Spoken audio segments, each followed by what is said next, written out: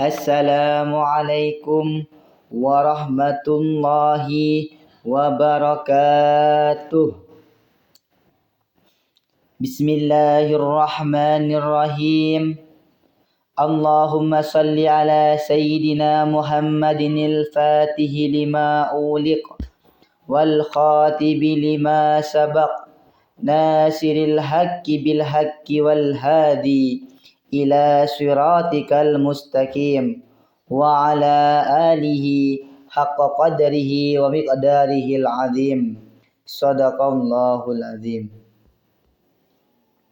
Alhamdulillahi rabbil alamin wa bihi nasta'inu ala umuri dunya waddin.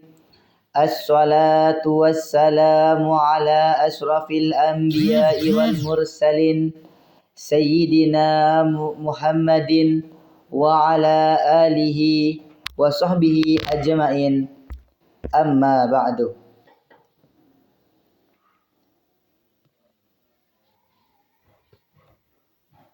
Pertama-tama, marilah kita panjatkan puja dan bersyukur kita kehadirat Allah Subhanahu wa Ta'ala, yang mana telah memberikan kita rahmat dan karunia-Nya sehingga kita masih diberikan sehat walafiat pada waktu sekarang ini. Kedua, salawat serta salam tetap tercurah limpahkan kepada junjungan kita, Nabi kita, Nabi Muhammad sallallahu alaihi wasallam, yang mana telah memberikan kita, telah mengeluarkan kita dari zaman jahiliyah hingga zaman yang terang menderang. Hadirin rahimakumullah, bahwasanya syubhat adalah suatu perkara yang mungkin gampang kita lakukan. Kenapa saya bilang gampang? Karena syubhat itu mudah dilakukan oleh seluruh umat manusia, yang mana kita menemukan barang sekecil semut, ketika kita mengambilnya maka itu akan dinamakan syubhat. Kenapa begitu? Karena Rasulullah Sallallahu Alaihi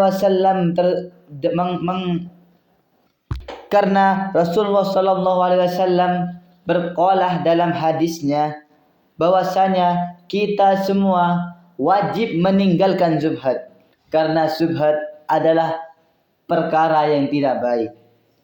An Abi Abdullah Nu'man ibn Bashir qala sami'tu Rasulullah sallallahu alaihi wasallam yaqul innal halala baina wa innal harama bayyana wa bainahuma umuran mutasabihatu la ya'lamuhunna katsirun minan nas faminat taqassubuhati faqad istabra'a li dinihi wa irdihi wa man waqa'a fi subhati wa waqa'a fil haram karra'i yar'a hawlal hima yusiku ay yarta'a fihi ala wa inna likulli malikin hima ala wa inna himallahi muharimuhu ala wa inna fi jasadi mudghatan idza salahat salahal jasadu kullu wa idza fasadat fasadal jasadu kullu ala wahyal qalb.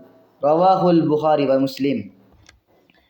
Hadis tersebut menjelaskan dari Abu Abdullah An-Nu'man bin Bashir radhiyallahu an, ia berkata, aku mendengar Rasulullah sallallahu alaihi wasallam bersabda, sesungguhnya yang halal sudah jelas dan yang haram sudah jelas. Di antara keduanya ada perkara syubhat atau samar dan tidak jelas, haram atau halalnya, yang tidak diketahui oleh banyak orang. Maka barang siapa menjauhi segala perkara syubhat, berarti ia menyelamatkan agama dan kehormatan dirinya. Dan siapa yang terjerumus ke dalam perkara diharamkan, sebagaimana seorang pengembala yang mengembalakan hewan gembalaannya di sekitar ladang yang terlarang dimasuki, maka lambat laun ia akan memasukinya. Ketahuilah setiap raja itu memiliki larangan, dan larangan Allah adalah segala yang diharamkan. Ketahuilah di dalam tubuh itu ada segumpal darah, ada segumpal daging. Apabila ia baik, maka baiklah seluruh tubuh. Dan apabila ia buruk, maka buruklah seluruh tubuh. Ketahuilah segumpal daging itu adalah hati. Hadis riwayat Al-Bukhari dan Muslim.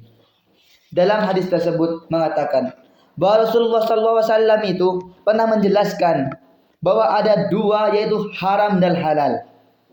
Yang mana kedua tersebut ini cukup jelas di dalam dunia ini. Yang mana satunya haram, yang mana itu halal. Contohnya seperti daging babi itu haram dimakan oleh orang Islam. Dan yang mana untuk daging sapi itu halal untuk dimakan. Di sini kita sudah tahu bahwasanya haram dan halal itu sudah jelas dan nampak oleh mata. Yang mana mabuk itu haram, berzina itu haram, salat itu adalah wajib dan halal dilakukan oleh siapapun. Maka dari itu kita semua harus menjauhi yang namanya syubhat. Karena syubhat tersebut adalah salah satu perkara yang amat jelek. Perkara yang tidak boleh kita lakukan. Karena dengan syubhat kita akan memakan sebuah keharaman. Kita akan mendapatkan haram. Karena haram tersebut akan dipertanggungjawabkan kelak di akhirat nanti. Maka dari itu, hadirin yang dirahmati Allah, jadilah kita sebagai umat yang anti syubhat. Karena syubhat dapat merusak badan luarnya kita dan badan dalamnya kita. Mungkin sekian yang dapat saya sampaikan.